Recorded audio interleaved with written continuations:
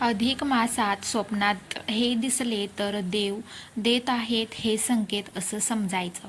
अधिक मास म्हणजेच पुरुषोत्तम महिना. हा भगवान श्रीकृष्णाला यांना समर्पित आहे. पवित्र काळ मानला जातो. हा सर्वात जास्त असे म्हणतात की या महिन्यात मन, भक्ती आणि स्वप्न यांचा विशेष संबंध असतो. काही लोकांना या दिवसात विचित्र किंवा आध्यात्मिक स्वप्ने पडतात. पण तुम्हाला माहिती आहे का, काही स्वप्ने शुभ संकेत मानली जातात.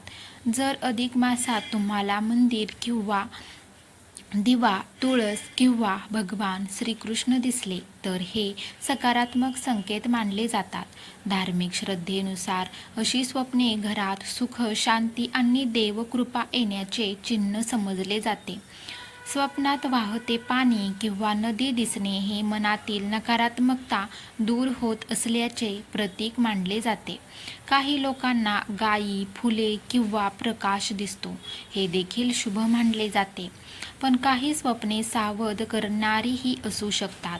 उदाहरणार्थ, सतत अंधार दिसणे, भांडण किंवा रडण्याचे दृश्य दिसणे, तुटलेले मंदिर किंवा विझलेला दिवा दिसणे. अशी स्वप्ने मनातील ताण, नकारात्मक विचार किंवा चुकीच्या सवयींकडे संकेत देत असतात, असे काही लोक मानतात. त्यामुळे घाबरू नका, पण मन शांत ठेवा आणि देवाचे नामस्मरण करत राहा.